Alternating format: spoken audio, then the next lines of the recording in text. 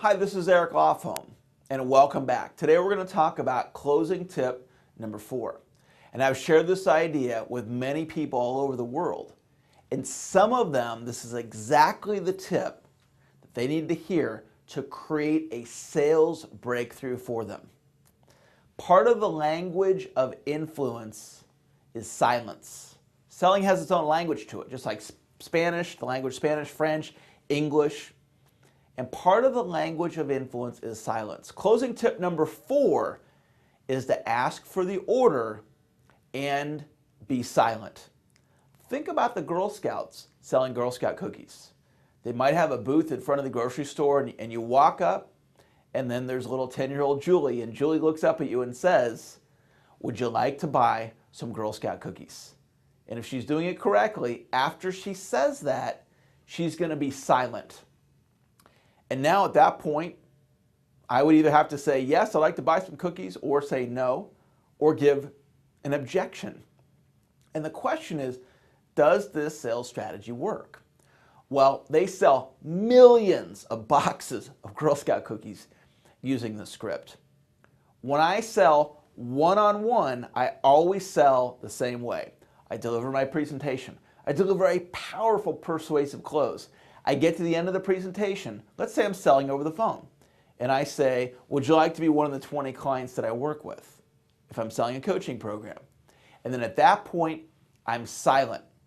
And what it does is it empowers the prospect to make a decision.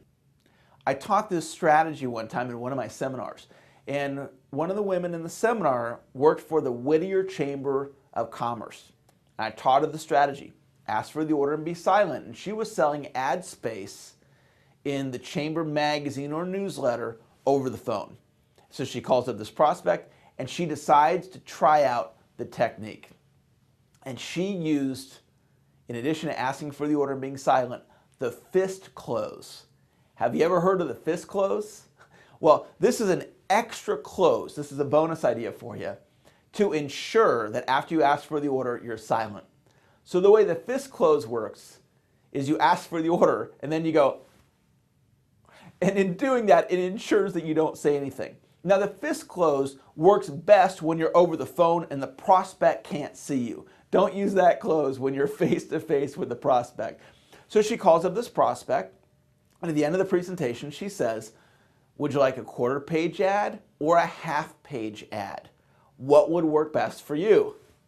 And she literally put her hand on her mouth, and her coworker that was at the seminar with her, where she learned that technique of asking for the order and being silent, started laughing quietly as she had her fist in her mouth. And the prospect said, "I'll take a quarter-page ad." And she was surprised that she ended up making the sale. And that's a very simple technique.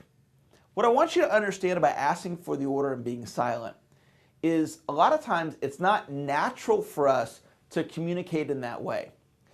The reason why it's so persuasive is that as human beings, there's an energy that pulls us to fill the silence.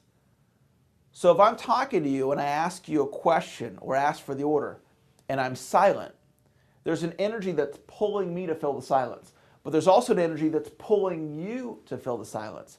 Except I've trained myself that I don't speak there and I'm going to be silent. So even though you'll feel that energy pulling you, train yourself to not speak.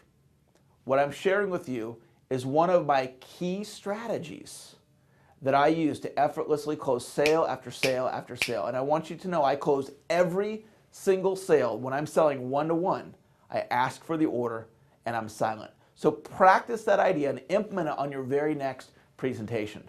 So closing tip number 4, ask for the order and be silent.